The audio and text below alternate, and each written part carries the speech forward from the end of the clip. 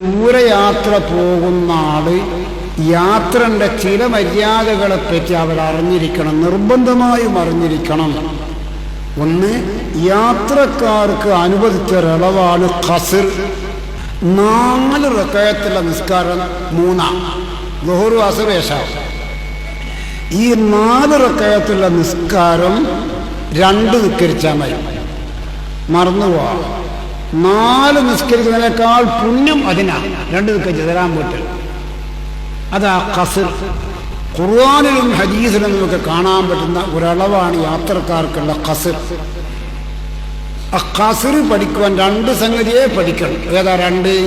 ഒന്ന്, കൈകെട്ടുമ്പോൾ കരുതുക, ളുഹ്റെന്ന ഫർദ് നിസ്കാരം 2 റക്അത്ത് ഞാൻ ഖസ്റാക്കി നിസ്കരിക്കും, അസറെന്ന ഫർദ് നിസ്കാരം 2 റക്അത്ത് ഞാൻ ഖസ്റാക്കി നിസ്കരിക്കും. അല്ലാഹു അക്ബർ. 2 സലാം പൊട്ടിക്കോളൂ. ഇശാ എന്ന ഫർദ് നിസ്കാരം 2 റക്അത്ത് ഖസ്റാക്കി ഞാൻ നിസ്കരിക്കും. അല്ലാഹു അക്ബർ. 2 സലാം പൊട്ടുക.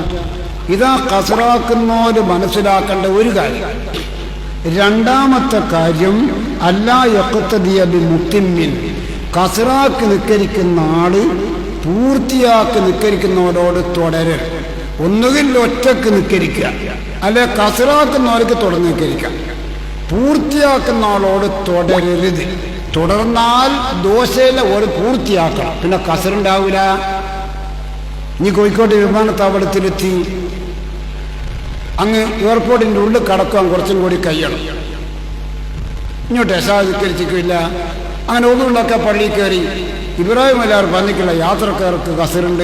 ഇവിടെ എല്ലാവരും അത്തഹിയ്യാത്ത് ഓൻ തുടർന്ന് ഇശാ എന്ന ഫർദ് നിസ്കാരം 2 റക്അത്ത് ഖസ്റാക്കി ഇമാമോടുകൂടി നമസ്കരിച്ചു. കൈയിട്ട് അത്തഹിയ്യാത്തിന് ഇരുന്ന് ഇനി ഇമാമ് സലാം പിടിച്ചാൽ 4 നിസ്കരിക്കണം. കാരണം എന്താ? ഇനി പൂർത്തിയാക്കുന്നതിനോട് 1 നിമിഷം തുടർന്നു പോയി. ഖസ്റാക്കി തന്നെ സലാം വീട്ടണമെങ്കിൽ അല്ലാ യഖ്തദി ബിമുത്തിമ്മിൻ ഫീ ജുസിൻ മിന സലാത്ത്, നിസ്കാരത്തിന്റെ ഒരു ജുസിലും അവൻ പൂർത്തിയാക്കുന്നവനോട് തുടർന്നാൽ അവനും പൂർത്തിയാക്കേണ്ടി വരും. ഖസ്റാക്കുന്ന ആളിന് 2 സംഗതിയെ പഠിക്കണം. ഇനി യാത്രക്കാർക്ക് അനുവദിച്ച മറ്റൊരളവുണ്ട്. അതേതാ? ജമ്മാക്ക് നിൽക്കൽ. ഏത് യാത്രയിലും പറ്റില്ല, ജമ്മാക്ക് നിൽക്കരിക്കൽ. ഈ ജമ്മാക്ക് നിൽക്കൽ യാത്രക്കാർക്കും പറ്റും, ചില രോഗികൾക്കും പറ്റും, ചില മഴക്കാലത്തും പറ്റും. ജമ്മ് ഒരു വാസിയാസനം, യാത്രയുടെ മാത്രം ഖുസൂസിയത്തല്ല. മുന്തിച്ച് ജമ്മാക്കതിൻ്റെ അർത്ഥം എന്താ? ളുഹ്റും അസറും കൂടി ളുഹ്ർ കെച്ചപാട് നിൽക്കരിക്കാം, അസറും കൂടി നിൽക്കരിക്കുക. അപ്പം അസറിന് ഇങ്ങോട്ട് മുന്തിച്ച്. യശാവും മഗ്രിബും മഗ്രിബ് കെച്ചപാട് നിൽക്കരിക്കുക, അപ്പം യശാ ഇങ്ങോട്ട് മുന്തിച്ചു. നേരെ ഇരടായിക്കും കൂടിയില്ല, മഗ്രിബ് യശാവും കഴിഞ്ഞു.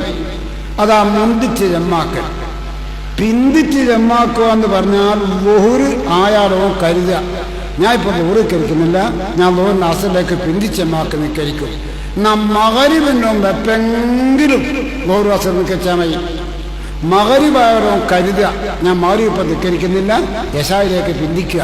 അങ്ങനെ കരുതിയ പിന്നെ സുബഹിൻ്റെ എപ്പെങ്കിലും ഒരു 4 മണിക്കൂറിന് മഗ്രിബ് യശാ നിൽക്കരിച്ചാൽ മതി. യശാവ് മഗ്രിബ് മുന്തിക്കുന്നതിൻ്റെ അർത്ഥം എന്താ? മഗ്രിബ് നിൽക്കച്ചപാട് യശാവിക്കരിക്കുക. ളുഹ്റും അസറും കൂടി മുന്തിച്ചിക്കലിൻ്റെ അർത്ഥം എന്താ? ളുഹ്ർ കെച്ചപാട് അസറിക്കരിക്കുക. മുന്തിച്ച് ജമ്മാക്കലിന് 3 നിബന്ധന പഠിച്ചോളി. മുന്തിച്ച് ജമ്മാക്കലിന് 3 നിബന്ധന. ഒന്നെന്തെന്നാ? 1ാമത്തെ നിസ്കാരത്തിൽ കരുതണം, ഞാൻ അടുത്ത നിസ്കാരം കൂടി ഇപ്പം മുന്തിച്ച് ജമ്മാക്ക് നിസ്കരിക്കുക. കൈയിട്ടുമ്പോൾ തന്നെ കരുതണം. ഖസ്റാക്കുന്നവൻ കൈയിട്ടുമ്പോൾ കരുതണം. മുന്തിച്ച് ജമ്മാക്കുന്ന 1ാമത്തെ നിസ്കാരം തീരുന്നതിൻ്റെ മുമ്പ്, സലാം വീട്ടുന്നതിൻ്റെ മുമ്പ്, ഞാൻ അടുത്ത നിസ്കാരം കൂടി ഇപ്പം തന്നെ മുന്തിച്ച് ജമ്മാക്ക് നിൽക്കണമെന്നോ കരുതണം. മനസ്സിലാകും മനെ, മനസ്സിലാകും മോളെ. ഒരു നിബന്ധന അതാ. 2ാമത്തെ നിബന്ധന തർത്തീബായിട്ട് നിസ്കരിക്കണം. ആദ്യം ളുഹ്ർ, പിന്നെ അസർ, ആദ്യം മഗ്രിബ്, പിന്നെ ഇശാ. ഇങ്ങനെ തർത്തീബായിട്ട് തന്നെ നിസ്കരിക്കണം. അതാ 2ാമത്തെ. 3ാമത്തേതോ ഉടനെ നിസ്കരിക്കണം. ളുഹ്റിന് സലാം വീട്ടപാട് അസർ. സുന്നത്തൊന്നും എത്ര ഗുണം മനസ്സിലാക്കുന്നത്, എത്ര ഗുണം മനസ്സിലാക്കുന്നത്. പ്ലെയിനിൽ 10:30 മണിക്കാ, ഞാൻ 10:30 മണി പ്ലെയിന് ഇവിടുന്ന് 2 പോണ്ടിയില്ലാലോ. ഒരു എയർപോർട്ടിന് പോരെ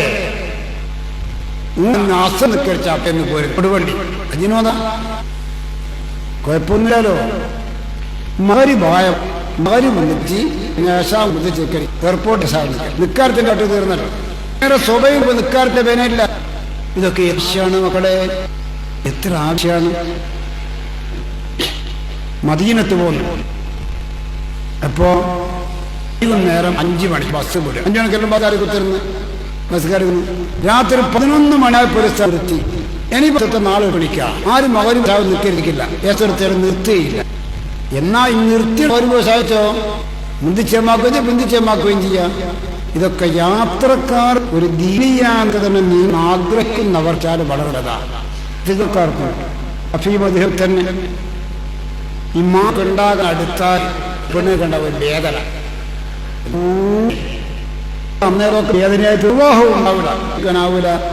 എപ്പം മഴയാവുക 5-5:30 മണിയായിരിക്കും രാത്രി ഉണ്ടാവില്ല. പിന്നെ ബലിയന് പോന്നാത്ത അത് കീറ്റോട് പോയി നെച്ചോ വേദന വന്നാൽ ഇനി പൂർവ്വക്കരിക്കും. ഞാൻ അസനൊക്കെ കരുതിയാൽ 5:30 മണി വേദന കൂടില്ലോ. അന്നേരം അസനക്കളെ ചിന്തിച്ച് നമുക്ക് പഠിക്കണം. ഒന്നാമത്തെ ലോകത്ത് കരുതുക, ഞാൻ ഇപ്പൊ ഇക്കാറുന്നിരിക്കുന്നില്ല, അടുത്ത കാലത്തോട് പിഞ്ച് ഞമ്മാക്കാൻ കരുതി എന്നവ കരുതിയ രണ്ടാമത്തെ വക്കത്താവുന്നതിന് മുമ്പ് ഇവിടെയെങ്കിലും നമസ്കരിക്കുക. പഠിച്ച എത്ര കൊണാമക്കള്.